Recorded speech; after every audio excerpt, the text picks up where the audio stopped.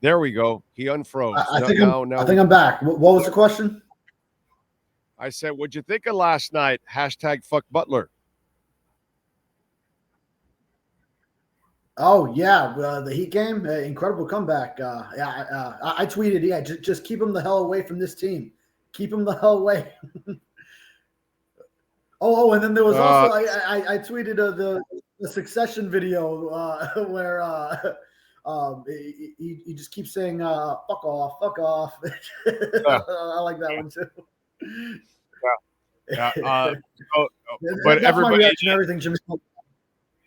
And everybody then ties it to Tyreek Hill for the Miami Dolphins, because Tyreek Hill seems to be the Jimmy Butler of the Miami Dolphins. The only problem is they got no chance of trading him or getting rid of him because they are absolutely stuck. That's the difference between the Heat and the Dolphin or the Heat and Dolphin situations. The Jimmy one, eventually he'll be gone because he's got an option and he's going to go in free agency and all that. But the Tyreek one, those guarantees have buried them. Yeah. The similarity in the situations is, yes, they're two of the top players on their respective teams, on the Miami franchises, and dealing with their saga with their respective organizations. But the vast differences are that, well, for one, Tyreek Hill's seems to be like both sides are going to play nice. Now they're also in the offseason, but it seems like they're trying to set their differences behind them and they're trying to work this out and make it work. But also it's the difference is they have to make it work because the Dolphins gave them all those guarantees last year, whereas the Heat took a stance and said, it's this one last year and we're not giving you that contract extension that you want. So that is what it is. And now it's just two sides clashing in season. And it's what's the saying? A rock in a hard place or an immovable object in I forget what it was, but whatever that saying is, it's neither side wants to budge. Jimmy Butler, Pat Riley, and that's what happens when you get two personalities like that, where they're used to getting their way. And Jimmy Butler has done it in the past with his past teams, with Chicago, with Minnesota, now again. And Pat Riley, he even said goodbye to Dwayne Wade at one time. So yeah. Yeah, we're in a rock and a hard place, is what you wanted to say. I said that one, but then I thought, but there was one that I was trying to get to. What is it? Something versus an immovable object. I'm not. You got it? When the irresistible force meets the immovable object. There we go. There you go. That's the one I was looking for. So these two situations are what they are, and there's really, there's a way out of the Butler one, but it's going to be very hard. Whereas the Tyreek one, there is no way out of it because of the situation you're in as a front office and as a head coach, that you're trying to save your job right now. And by trying to do anything with Tyreek, it would limit what you can do in the offseason because it would kill your cap space. And then that would kill your flexibility of trying to improve the team that needs to improve in certain areas, and then that would be a progress stopper.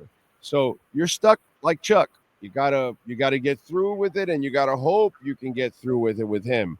But let's look at it the other way now, because it's obvious that everybody's on the hot seat now. Do you get a feeling that people are jumping ship? Because the Reggie McKenzie thing looked like somebody that was jumping ship. It wasn't like he was taking this massive upgrade in jobs or anything. It was kind of a lateral position, and it was almost like, yeah, you guys got about a year left. Let me take off and go to a new destination and I know the hometown stuff and all that, but if he thought he was going to win here, he would have stayed. Yeah, Reggie McKenzie, he came to the Dolphins starting 2019, so that was the start of the rebuild.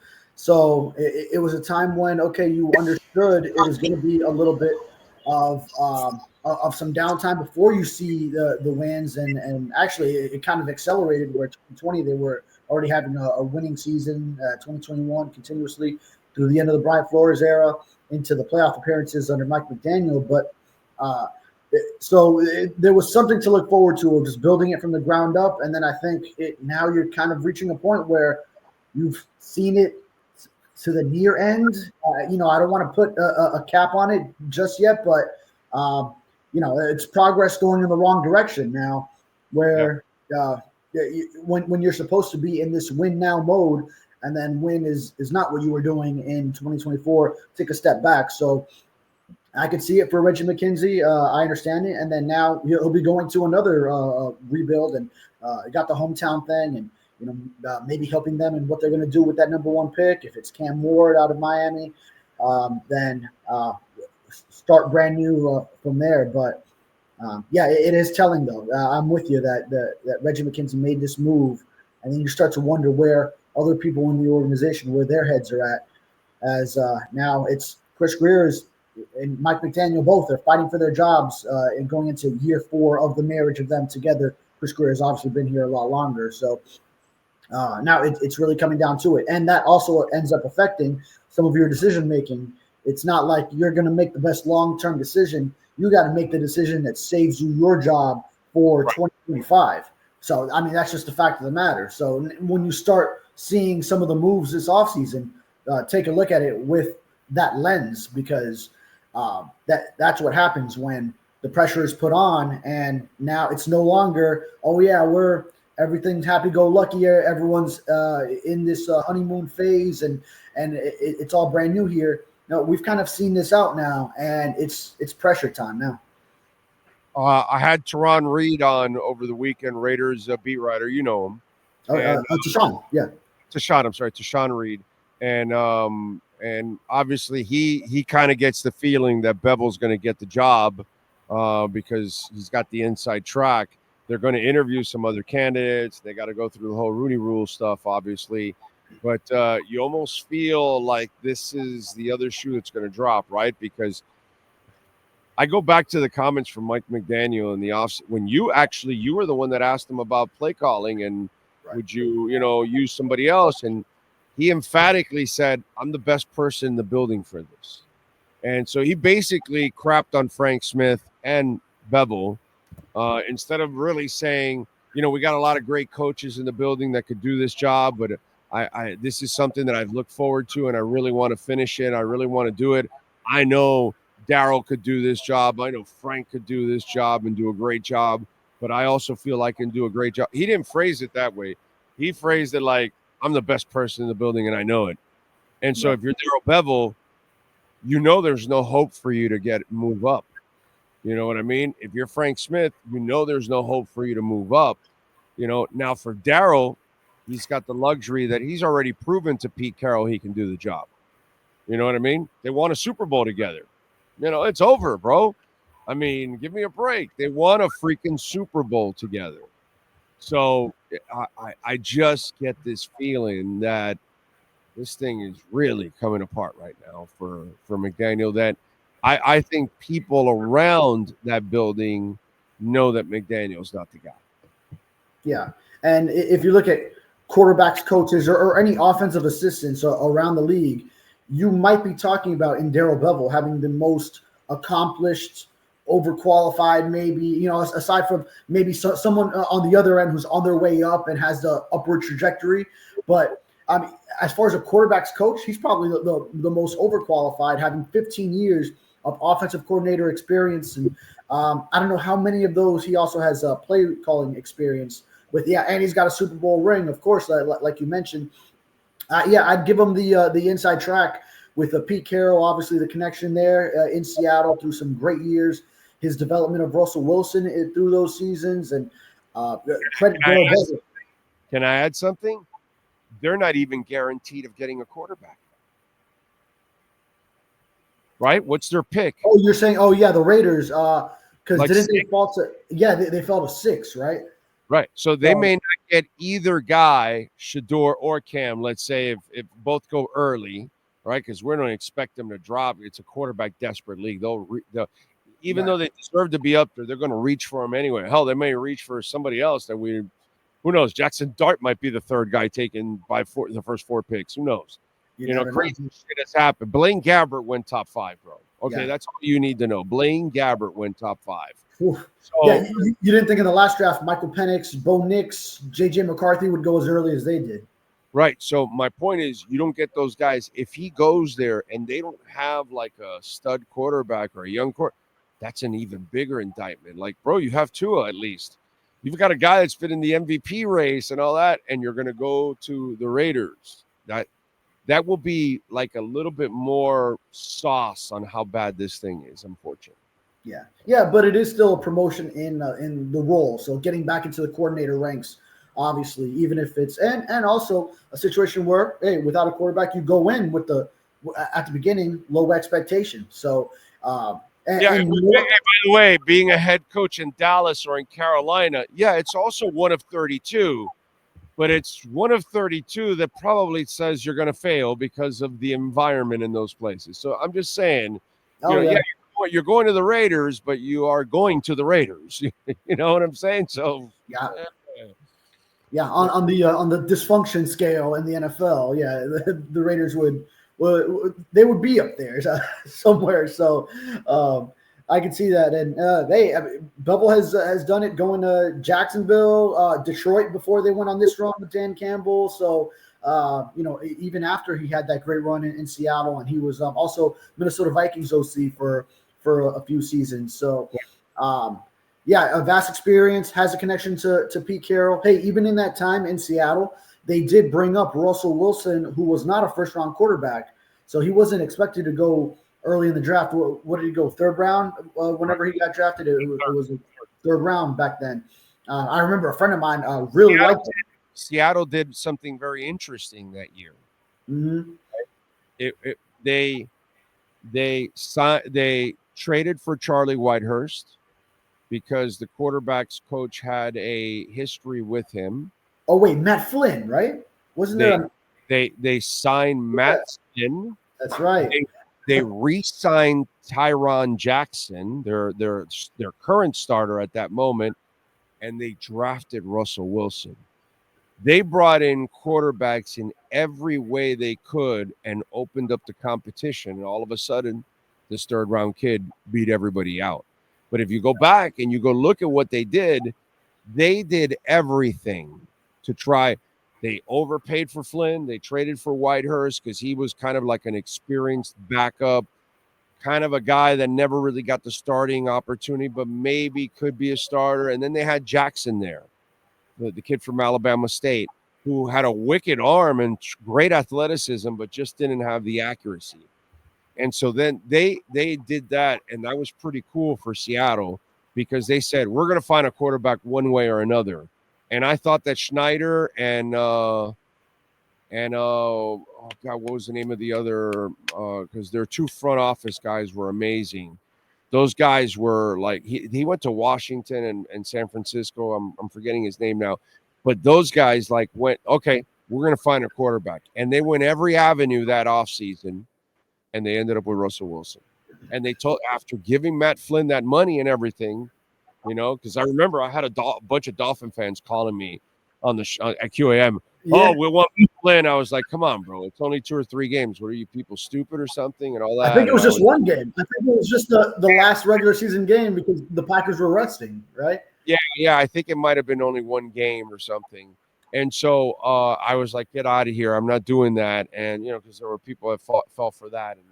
And sure enough, he was nothing in Seattle. But that was very smart on their part that year, the way they brought everything together. Tavares Jackson. That was the Jackson.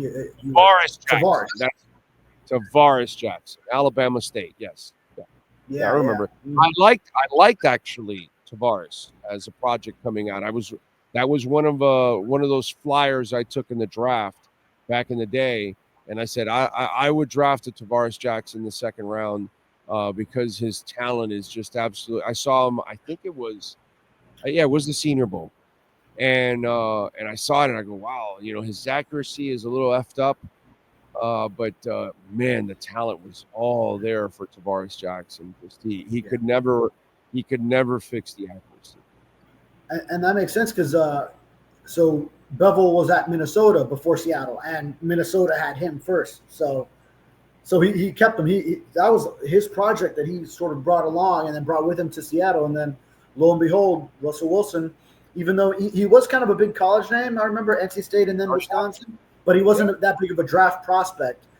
Definitely because of his height and probably other things. It made no sense because he played well in the ACC, and then he goes to Wisconsin and they go to the Rose Bowl. Yeah. So, like, what more do you need from him? You know what I mean? I had a scout friend of mine. He's retired now. I can say it. Tony Softly. And he was working, I forgot if it was Carolina or the Rams. He was their college director of personnel at that time. And I'm sitting there smoking cigars with him in Indy. And he looks at me and he goes, there aren't 31 quarterbacks better or 30 quarterbacks better. It might have not been 30 teams, or was there? There was 32. No, yeah, definitely 32 there. It was 32. He goes, there aren't 31 better than him right now in the league. And he goes, you can win with this guy as a starter in the NFL. Everybody else that year told me, I love Russell Wilson, but I love him as a backup. Tony Softly was the only guy that told me I'd draft him as a starter. Mm. So Seattle took him as a backup too, because they took him. You know what I mean? When you're taking him that deep in the third round and all that, you're not really looking at him as a starter. You're thinking, he's a project, maybe whatever, and the rest is history, bro. You know what I mean? So it's an inexact science trying to figure out who's going to hit and who's not at the quarterback spot. Unless you have a finger on the pulse that no other team has their evaluation on this quarterback the way we do. Like, we're the only ones that think this way, but it's hard to really kind of go. Mahomes. Yeah, Mahomes, Andy Reid, and the Chiefs were like that with Mahomes. You don't fall to 10 if there's no conviction for you early. No way. We all know what we know now about Mahomes. No, there's no shot, dude. You know what I mean? Why? He had a wicked arm and he was erratic. And so people are afraid of erratic quarterbacks because they usually stay erratic, overall. They don't really fix their accuracy. It's something that they have to adjust to. And in this league, dude, if you got to make a living in the pocket and you're not accurate, that's going to be brutal. It's just going to be brutal.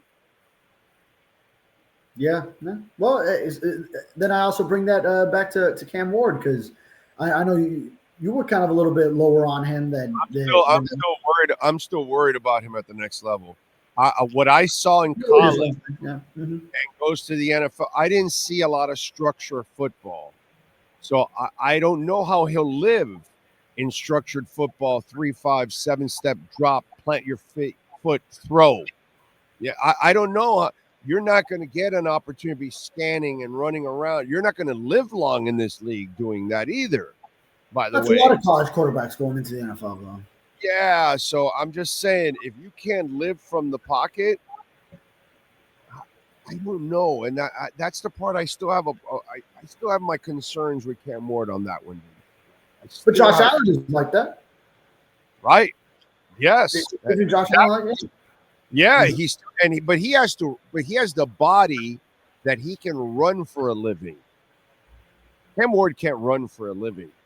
That will not end well for him. Just like it doesn't really end well for Cam Newton either. Eventually they'll break you down. This league will break you down. So Josh Allen has to run to be a great quarterback. If he can't run, he can't live in the pocket because his accuracy is not good enough to live in the pocket the entire time. He has to run, has to be part of his game.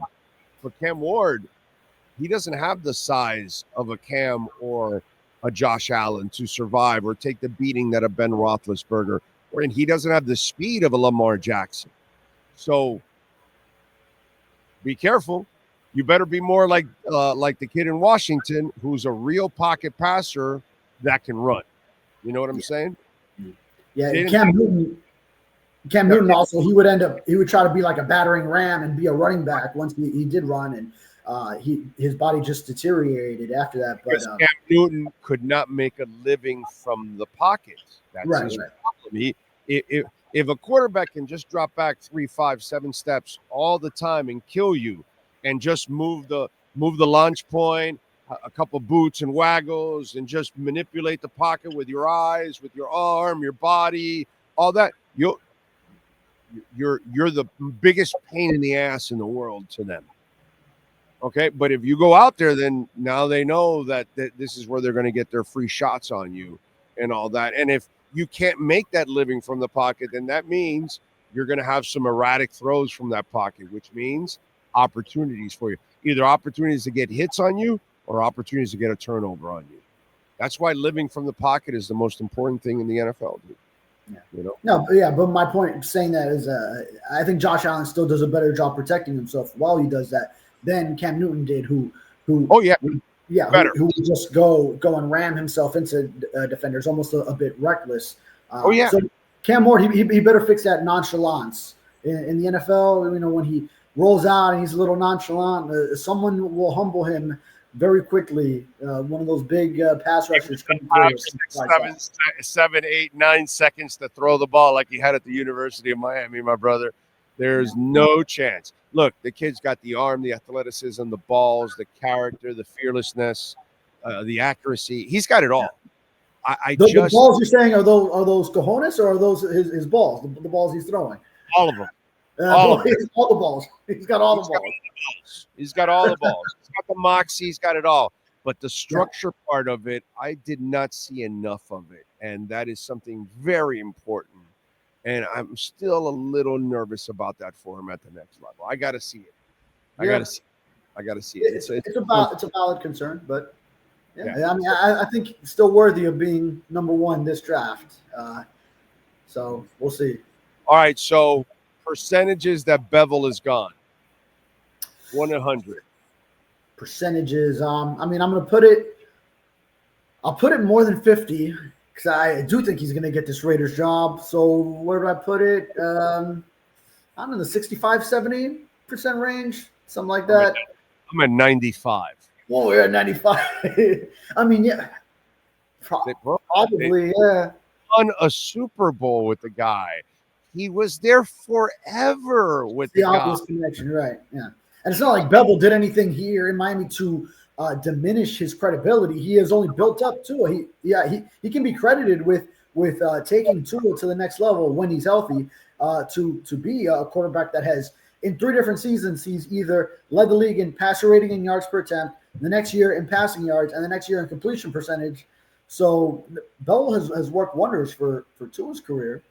I got no problem with that, dude. I'm a huge Bevel fan. I'm just saying. Oh yeah. Mm-hmm. That relationship with Carroll. Carroll's going to a place that he has to turn around quickly. He knows he's old. He knows they're not going to have a lot of patience with him. He needs a comfort zone. You think he's going to hire a fresh face at this point? No, he's going to hire a familiar face that knows how he works and how he does things. They're just going through the Rooney Rule bullshit, first of all. But, dude, do you think that the Jets wanted anybody but Aaron Glenn? Do you think the Patriots wanted anybody but Mike Vrabel? Do you think that Pete Carroll wants anybody but Darrell Bevel? When you want your guy, you want your guy. It's not a color thing. It's not but they got to go through the stupid shit. You know, they got to go through the stuff to the hoops, you know, because the hoops are there. So they got to go through it. But to me, it's 95%. Yeah, probably. Yeah. Maybe I'd bring it up to like 80, honestly, 75, 80. But yeah, still very high. I could see it happening. All right. Weaver to New Orleans. It seems like Mike McCarthy might be the favorite there. So maybe the Dolphins can be fortunate enough to have this great defensive coordinator that everyone wants back, have him return. So the 5% I left open over on the other side with I said 95% Darrell Bevel's gone, right? I left you 5%. Okay.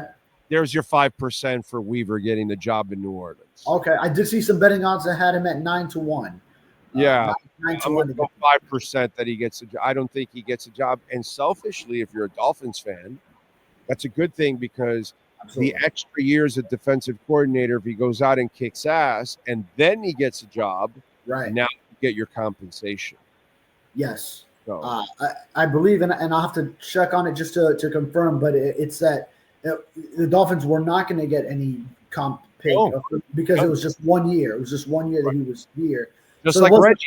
Just like Mhm. Reggie, we don't get anything because he didn't get a general manager job. Right. It's got to be a general manager there. So, yeah. So not there, and then with Weaver, right? He would have to at least be with the organization 2 years. So that's why when you bring someone up that way, then you kind of are already covered in that regard for when that coach does leave. But since Weaver was brought in from the outside, 1 year as D coordinator, he was already a head coaching candidate the previous cycle, interviewing for 2 jobs.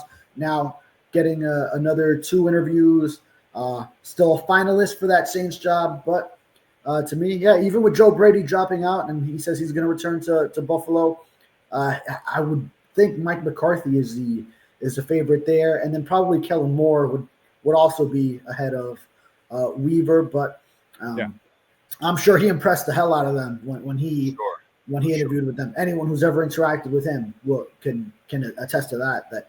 I'd hire him in a second. The only question I would have with Weaver is, can he build a staff? That's the only challenge for a young coach is, can he build a staff and all that?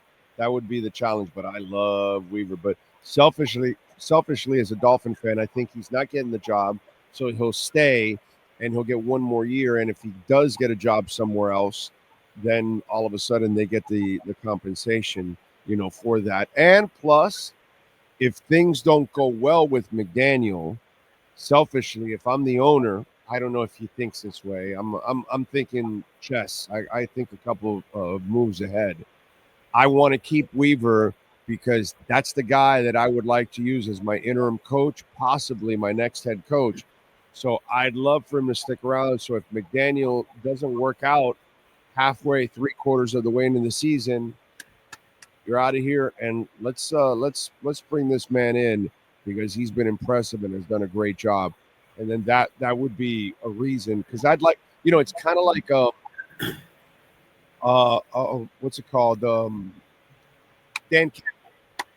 So Dan Campbell has Aaron Glenn as his defensive coordinator, and then all of a sudden he has Terrell Williams as the backup because he knows I'm going to lose Aaron Glenn eventually. Somebody's going to steal Aaron Glenn from me. I got to be grooming somebody else, Terrell Williams. Well, then what happened? Mike Vrabel got the job in New England, and he went and stole Terrell Williams from. So now Dan Campbell's got to go to his 3rd guy in line. And as a coach or as a front office or as an owner, you've got to be thinking about these things ahead of time. Okay, if I lose this guy, who's next? Who do I have? And for the Dolphins, by the way, Ryan Crow is a guy that is in line almost for after Weaver. Now he's being interviewed for a defensive coordinator position too. You know what I mean? These are things that teams are planning ahead, and you've got to know who you have. And that's why I would like to have Weaver stay, because selfishly, I might have to use him in the next reiteration of the Dolphins. Yeah, and the Baltimore Ravens, where Weaver came from, they were set up that way, where they had Mike McDonald as defensive coordinator. He gets the job in Seattle, and then they actually had 2 guys because they had Zach Orr, the guy who did end up getting the Ravens defensive coordinator job. Because then John Harbaugh knows, hey, another team is going to be coming for Anthony Weaver. Shit, he's already getting head coaching interviews. Someone's going to definitely grab him for a defensive coordinator role. So that's how the Dolphins brought him in. So, yeah, if you can set yourself up that way, and I think you nailed it with the Ryan Crow example, because he's getting interviews. He had one with the Patriots. He's got the connection with Mike Vrabel from Tennessee days, and then also now with the Cowboys. So, that could be a good domino effect that you have if Ryan Crow is able to come back with the Dolphins outside linebackers job, and then if things were to go awry this next season, then Anthony Weaver could slide right in, prove that he's a quality head coach as an interim coach, and then that gives Ryan Crow the opportunity, someone who's already interviewing for coordinator jobs, to end up getting that sort of dress rehearsal, that audition for such a role. So that works perfectly there. Yeah, and the Ryan Crow one, what do you think about that one? Yeah, I mean, have only had this year to sort of get to know him, but obviously he's done a tremendous job with Chop Robinson, bringing him up, developing him, first-round pick. And he starts slow, but you just saw the development over time and how those pass rush wins started turning into sacks. And when they started turning into sacks, they really piled on. So, I mean, he ran up a position group where they didn't have Bradley Chubb all season. They had Jalen Phillips rehabbing, and then they got 4 games out of him before he suffered another season-ending injury. Never had Shaq Barrett, lost Andrew Van Ginkel.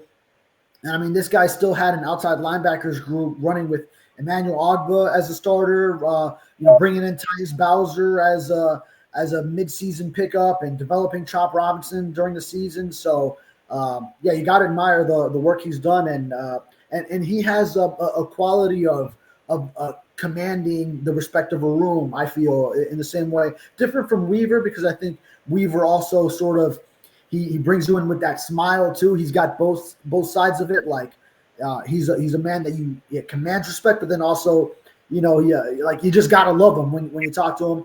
Where I see Crow as a true intense sort of coach in the way he can run things.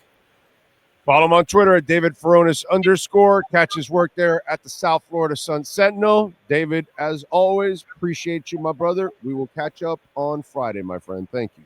Sir, have a good week.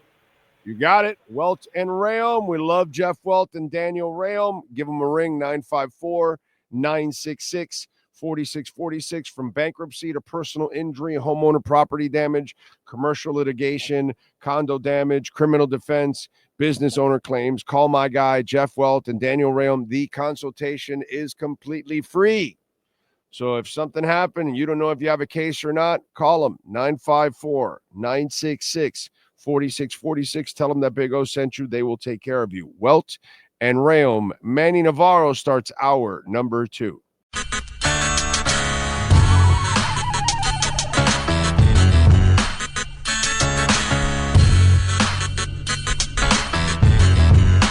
This is the Big O Show.